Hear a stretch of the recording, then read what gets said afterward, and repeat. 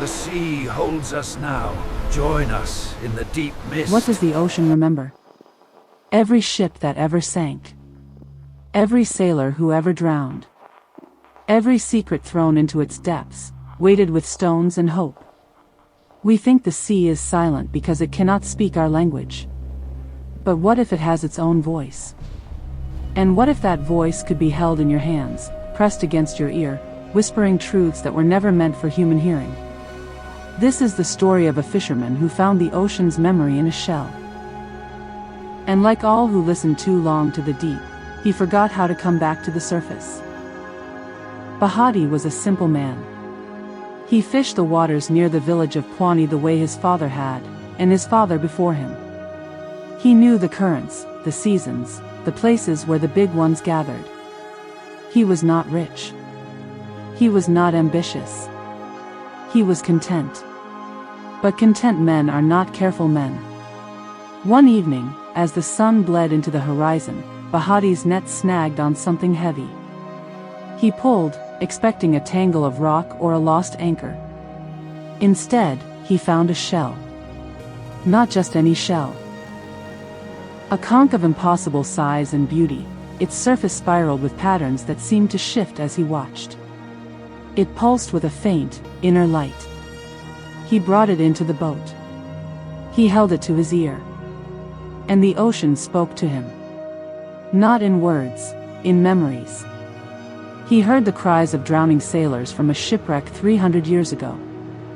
He heard the songs of whales long extinct. He heard the laughter of children who had played on shores that no longer existed, swallowed by rising seas. He heard everything. All at once. Pouring into his mind like water into a drowning man's lungs. He dropped the shell. Gasped. Stared at it with terror and wonder. When he returned to shore, he told no one. He hid the shell in a cave behind his hut. But he could not stop thinking about it. Could not stop hearing echoes of what he had heard. That night, he went back. He held it to his ear again. And again. And again. Bahati became obsessed. Every free moment, he was at the cave, listening. The shell showed him things, beautiful things, terrible things. Sunken cities where fish swam through palace windows. Ancient mariners fighting sea monsters. The ocean floor covered in the bones of those who had trusted it and lost. His fishing suffered. His nets came up empty because he forgot to cast them. His boat grew mossy from neglect. His neighbors whispered. His few friends tried to intervene. A woman named Shani, who had known Bahati since childhood, came to his hut one evening. She found him gaunt, hollow-eyed, his skin taking on a strange pallor.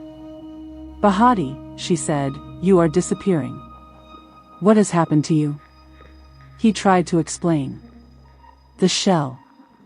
The memories. The ocean's voice. Shani listened, her face growing more troubled with each word. "Take me to this cave," she said. He did. She saw the shell, glowing faintly in the darkness. She did not touch it. She was wiser than that. "Bahati, this is not a gift. It is a trap. The ocean does not share its memories for free. It is showing you these things for a reason. And each time you listen, it takes something from you. Look at yourself, you are becoming part of its world. Soon you will not belong in ours." Bahati shook his head, desperate.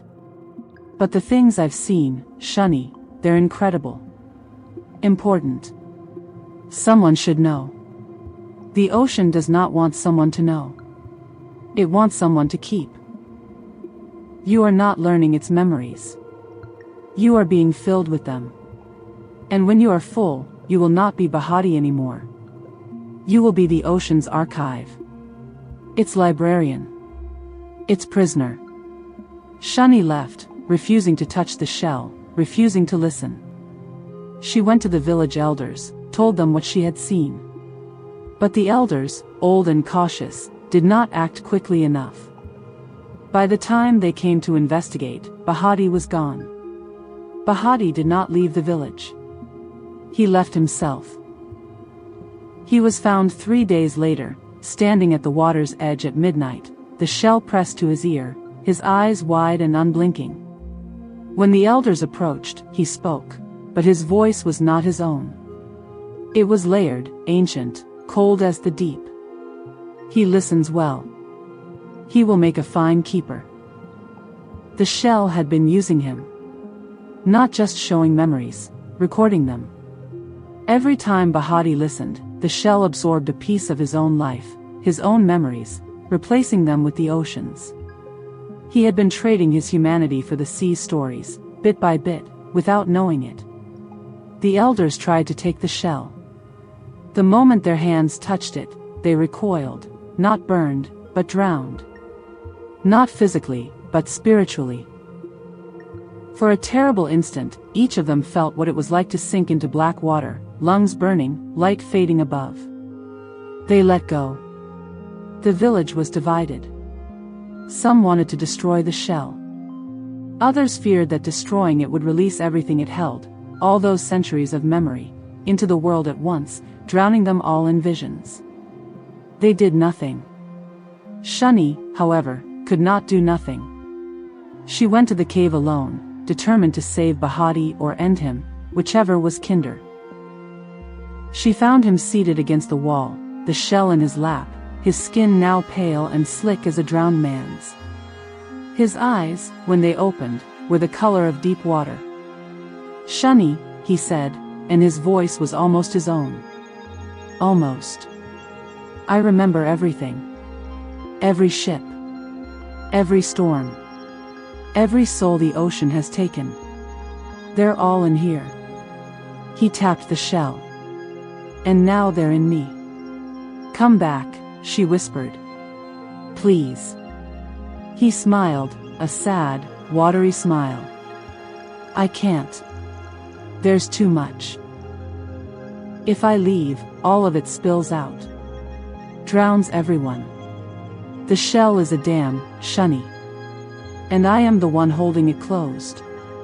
Shani refused to accept this. She reached for the shell. Bahati moved to stop her, but she was faster. Her fingers closed around its spiraled surface. The ocean flooded into her. For one endless moment, she experienced every death the sea had ever witnessed.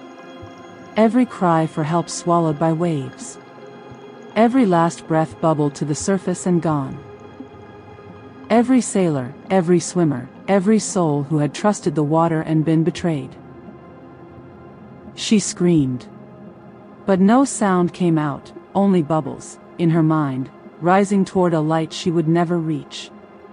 Then Bahati pulled her hand away. The vision stopped.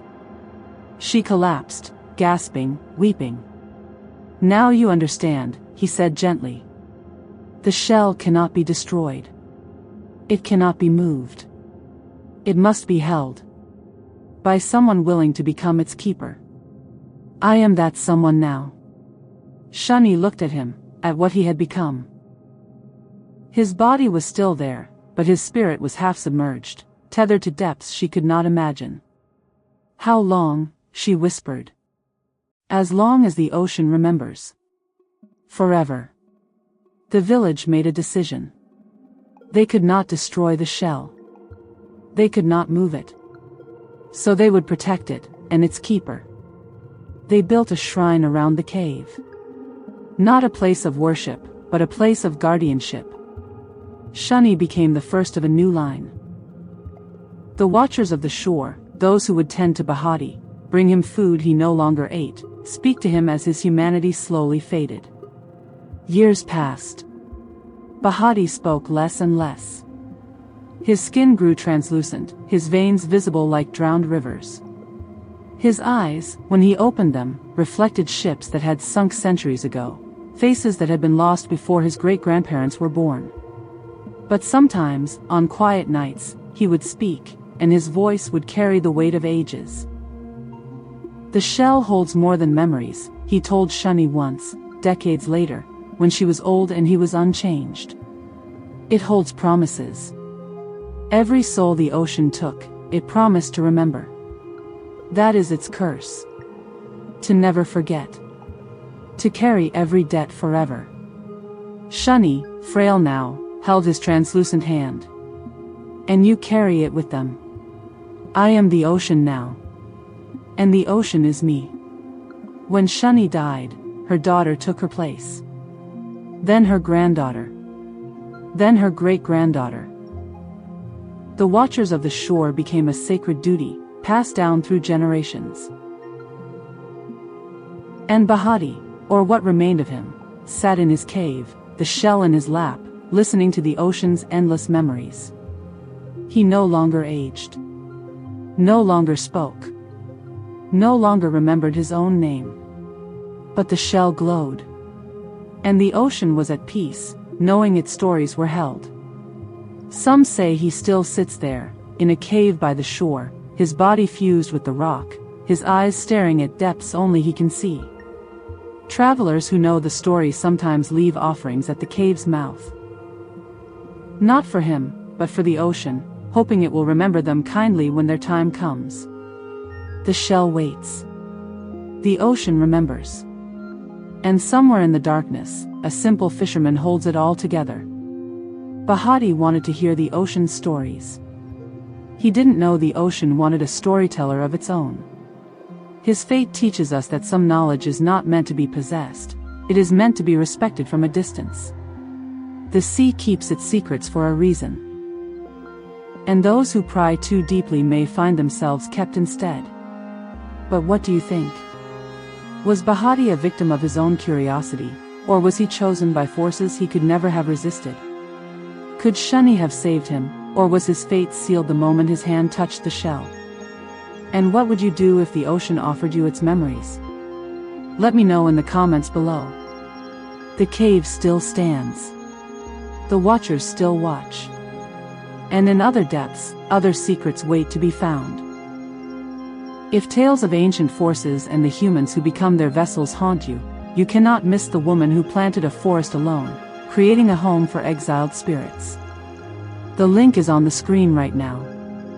Don't forget to subscribe for more original, chilling tales from the Safari of Tales. We dive into the deepest waters to bring back stories that cling to you like tide. Until next time, be careful what you listen to. The ocean might be listening back.